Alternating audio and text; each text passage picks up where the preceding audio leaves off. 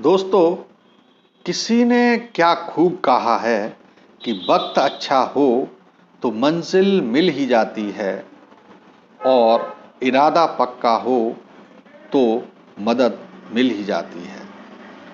तो दोस्तों, यह बात उन दिनों की है जब मेरे नाना जी एक पुलिस अफसर थे।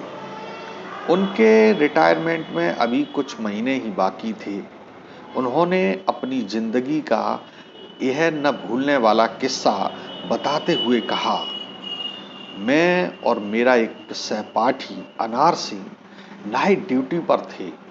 तभी अनार सिंह को कोई जरूरी काम निकल आया।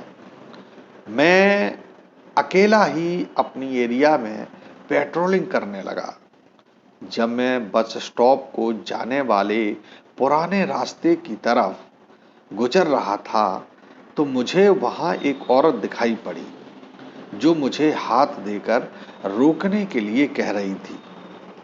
मैंने अपनी जीप रोक ली और उस औरत से पूछा, तुम इतनी रात को यहाँ अकेली क्या कर रही हो? उस औरत ने हाथ जोड़ते हुए मुझसे कहा कि मैं इस शहर में काम की तलाश में आई थी। मुझे बस स्टॉप जाना है। मैं यहाँ से गुजर रही थी, तभी कुछ गुंडों ने मेरे सारे पैसे और सामान ले लिया। आप मेरी मदद करो। मैंने उस औरत से कहा, चलो जीप में बैठो। आगे थोड़ी ही दूर पर बस स्टॉप है। मैं तुम्हें वहाँ से किसी बस में बैठालवा देता हूँ। वो औरत मेरी जीप में बैठ गई। मैंने जीप स्टार्ट की और उसे लेकर बस स्टॉप की तरफ चल दिया। लगभग आधा घंटा चलने के बाद उस औरत ने पूछा, साहब बस स्टॉप और कितनी दूर है? मैंने कहा, बस 10 मिनट में पहुंच जाऊंगा। लगभग 20 मिनट बाद उस औरत ने फिर पूछा, साहब और कितनी देर लगेगी? मैंने कहा, बस समझो पहुंच ही गया। अब मैं सोच रहा था कि 10 मिनट का रास्ता आधा घंटे में भी पार नहीं हो रहा। आखिर मामला है क्या?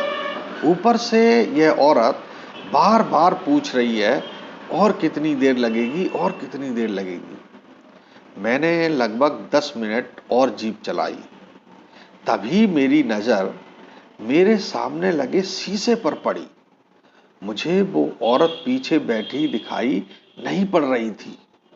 मैंने घबरा कर पीछे देखा कि कहीं इस औरत अंधेरे भरे ऊबड़ खाबड़ रास्ते में वो औरत गिर तो नहीं गई, पर वो वहीं शांति से बैठी थी। पर मेरी ये हरकत उसने देख नहीं पाई। अब मुझे सारा माजरा समझ में आ चुका था। मैंने थोड़ी आगे चलकर अपनी जीप कार रोक दी और नीचे उतरकर सिगरेट सुलगाने लगा। कुछ ही पल में वह औरत मेरे सामने खड़ी थी।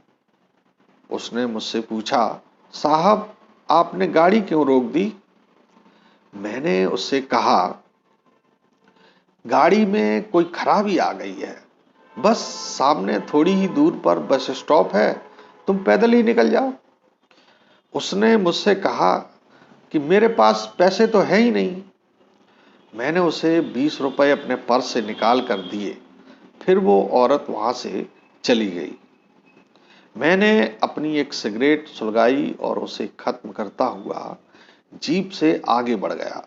सामने ही मुझे बस स्टॉप दिखाई पड़ने लगा और मैं अपने घर आ गया। तो दोस्तों, हमारी यह कहानी आपको कैसी लगी जरूर बताएं।